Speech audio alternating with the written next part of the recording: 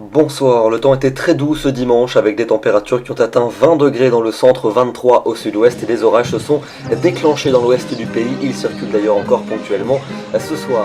Pour demain matin, un lundi matin, pluvieux attendu.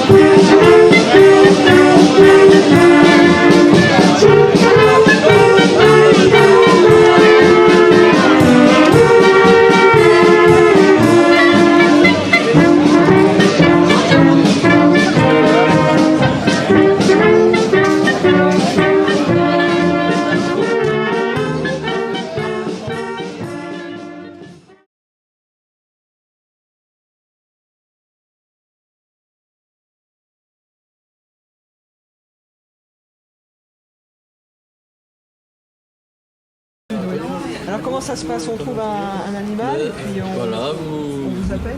Vous téléphonez et vous pouvez après ou bien le ramener au centre directement ou alors chez un vétérinaire qui téléphonera également au centre pour dire voilà ils ont voilà. D'accord. Ou alors il y a aussi les correspondants qui peuvent se déplacer sur certains secteurs pour acheminer l'oiseau ou le mammifère. Et ça représente combien de personnes? À peu près, actuellement on est je crois dans les 300. Ah oui. Bon, non, c'est ça. Il y a, et dans le centre, il y a le directeur, un soigneur et deux aides-soigneurs. Ces personnes-là vont se charger de soigner l'animal. Et si les blessures sont trop graves, ce qui arrive aussi, c'est chez les vétérinaires qui sont acheminés, voilà, qui prennent en charge. Et Gorna existe depuis combien de temps? Depuis 83. Et pour adhérer à Gorna, comment ça se passe en fait? Pour adhérer, on a une plaquette où il y a déjà toutes les instructions. Que faire si on trouve, les explications, plus encore une action de soutien où on peut également adhérer au Gorna pour avec tous les conseils, voilà, dépliants, voilà. Il y a également le centre pédagogique qu'on peut visiter à toute heure. Ouais. C'est à Neuvillers, ça. C'est à Neuvillers, oui. Direction La Petite Pierre. Donc moi aujourd'hui je représente le GEPMA, c'est le groupe d'études et de protection des mammifères d'Alsace. C'est une association régionale qui est donc spécialisée sur les mammifères sauvages. Donc on souhaite faire découvrir aux gens toute la richesse et toute la biodiversité qu'il y a en Alsace. Voilà. Et on fait un zoom tout spécial via Solvamster en ce moment car nous sommes partenaires d'un projet européen qui est le projet LIFE Alister, qui est porté par la région, coordonné par la région, et qui met en relation différents partenaires comme le CNRS, l'Office national de la chasse et de la faune sauvage, la Chambre d'agriculture et un bureau d'études qui s'appelle Acteo. Si on travaille donc tous ensemble en faveur du grand hamster. Et nous, notre rôle là-dessus, c'est la sensibilisation. C'est pour ça qu'on est là aujourd'hui.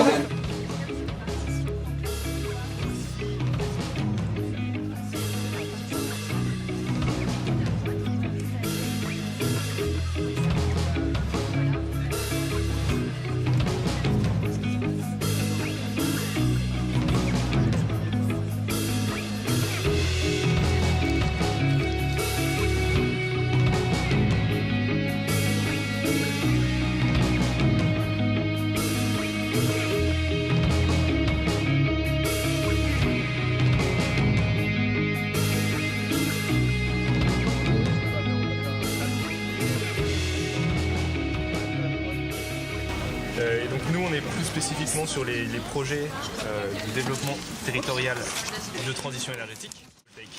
L'idée c'est de permettre à des citoyens qui sont locataires, qui n'ont pas forcément une toiture bien exposée, qui sont dans des zones classées, de pouvoir intervenir aussi et être finalement partie prenante de cette société dans la production d'énergie renouvelable. En fait, ouais, l'autre grande action qu'on est en train de lancer, c'est un réseau d'autostop organisé. Donc en fait, le but ce serait de redonner de la confiance aux gens dans le fait de faire l'autostop, donc d'arriver à dépasser la peur de l'inconnu. Et ce serait donc un réseau, en fait, on a adhéré au réseau plus. Donc ça permet de créer ça permet à la fois de créer du lien et en même temps de désenclaver peut-être des communes qui vont déjà être en précarité souvent au niveau social, mais en même temps au niveau mobilité aussi. Comment vous faites pour promouvoir cette action? Comment ça se passe? Donc là on va lancer une campagne de communication probablement à la rentrée, donc en septembre 2016. Et au niveau mobilité, on a aussi ça. Voilà. Donc là c'est un défi qui est mis en place avec l'ADEME, la région. Et donc Energivy en fait, et le principe c'est sur tous les pays d'Alsace. Donc en gros, tous les sauf l'Eurométropole fait son défi à part. Le but c'est vraiment de motiver en fait les entreprises à faire venir leurs salariés au boulot à vélo pendant ces 2 semaines. Et l'idée c'est juste de montrer que c'est réalisable d'aller de chez soi jusqu'au boulot à vélo et puis de dire que finalement ça évite les bouchons, ça permet aussi, quand ça bouchonne le matin parfois, ça permet aussi de faire un peu de sport. En général c'est plus décontractant que la voiture et puis peut-être les motiver au-delà de ces 2 semaines. Voilà.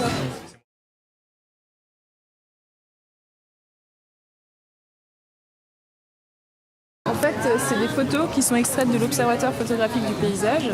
Donc c'est un dispositif qui est en place sur tout le parc naturel des Vosges du Nord depuis 1997. C'est des points de vue qui ont été définis avec le parc et le photographe qui a son itinéraire artistique à lui et qui sont reconduits tous les ans. Alors pas tous systématiquement, mais ça veut dire que bientôt, en 2017, on va avoir 20 ans d'expérience photographique et un regard en fait sur ce qui s'est passé et la manière dont ça s'est... la manière dont les choix et les décisions qu'on a prises se répercutent sur le paysage et sur le paysage vécu. Les photos qui ont été prises, définies, les points photographiques qui ont été définis de l'observatoire, ça a été une décision qui est venue un peu d'en haut. Et là aujourd'hui, c'est de confronter aussi avec la vie de la population et des gens qui habitent sur le territoire. Et donc l'idée, c'est vous regardez les photos, vous aimez ou vous aimez pas, vous choisissez une gommette rouge pour ce que vous n'aimez pas, verte pour ce que vous aimez, et si vous avez vraiment envie de vous exprimer, vous avez des petits billets qui sont là pour ajouter.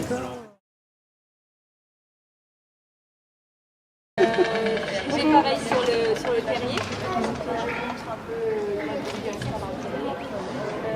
Voilà, on a mis en place l'apanage du plateau. C'est un jeu de... Voilà. Je travaille beaucoup avec la lampe,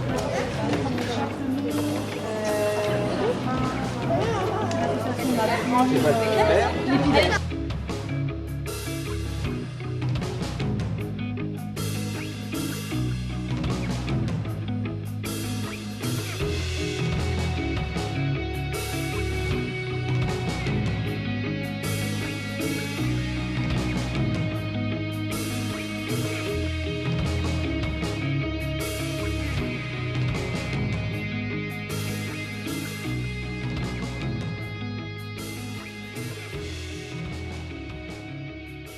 Soit de la broderie, à arranger ou le point 3. Ou alors il y a du crochet, aussi. Et tout ça est fait vous mettez combien de temps pour créer ces... Ça dépend pas mal de temps quand même. Hein. Là c'est quelques semaines par exemple. Oui, pour... Ça c'est du arranger par contre. Et arranger c'est une broderie norvégienne.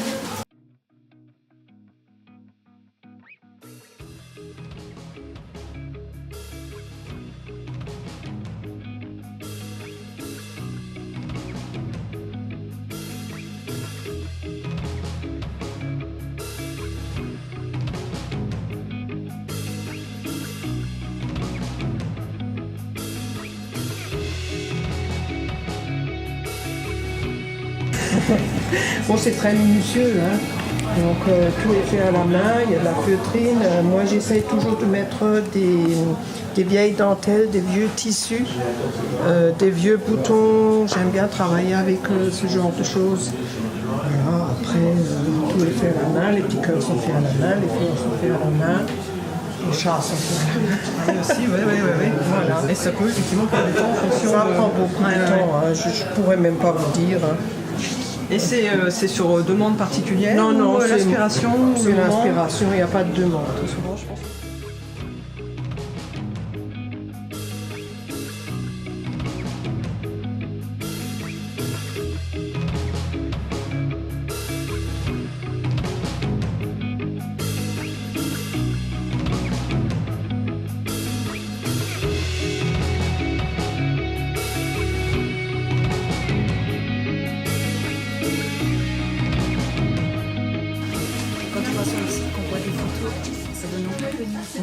Parce qu'il fait beau, parce que c'est coloré, parce qu'il y a du monde, parce qu'il y a des stands dont il tient, ça c'est sympa. Et donc on a envie de venir, donc d'exposer en plus.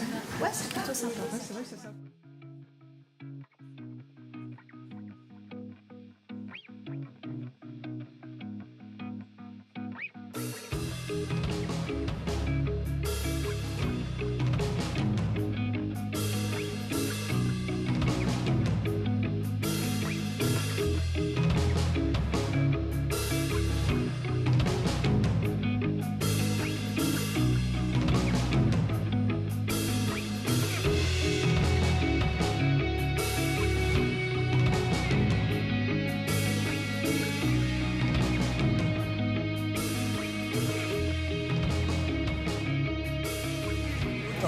Bah, c'est des crèmes 100% naturelles.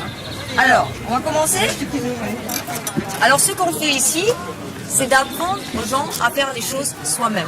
Hein, ça veut dire souvent, on a dit, bon, on a des fleurs dans le jardin, on a des huiles dans la cuisine, et on veut plus trop de produits chimiques et tout ça. On ne sait pas d'où ça sort, on ne sait pas ce qu'il y a dedans, et d'apprendre 2000 additifs chimiques. Bon, voilà. Alors, la meilleure façon, c'est de faire soi-même. Alors ces crèmes-là sont vraiment à base de choses qu'on peut. Il n'y a aucun produit qu'on peut même pas manger. On peut tout manger. Il n'y a aucun produit chimique à l'intérieur. C'est des kits où il y a tous les ingrédients pour faire sa crème soi-même. Tout est pile poil mesuré, regardez ça. Et vous avez à l'intérieur une fiche qui explique vraiment comment la faire, étape par étape. Et en même temps, chaque ingrédient expliqué pour ses vertus. Excellent, hein? Ouais. À la fin, quand on a rassemblé tout ça, la boîte est vide et la crème est faite. Et ça, c'est génial pour offrir ou pour avoir une idée comment faire les crèmes.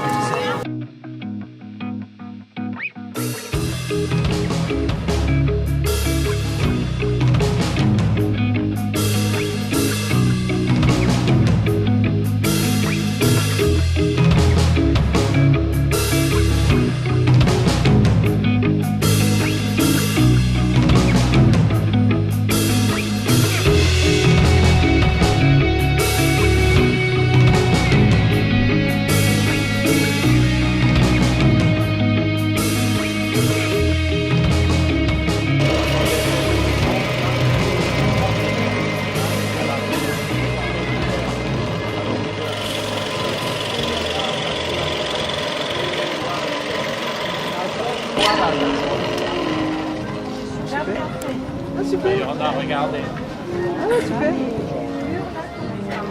Ah, super. Et du coup, On va te souvenir. Ah, merci. ça, poncer, percer, traiter. La gâchette. Simplement. Ouais. Si vous voulez. Et c'est ce qui fait que on peut le laisser un peu à l'humidité. Tous les animaux là-devant à mettre dehors, c'est pareil. Ah oui, parce que là ils sont pas atteints non plus, donc on peut laisser un bois brut comme ça. Ouais. Et là ils sont juste mis juste trempés dans l'huile de lin. La seule chose que je dis toujours aux gens, c'est que si vous avez un peu d'huile de lin à la maison, vous laissez. Ouais, mais je pense aussi, ouais.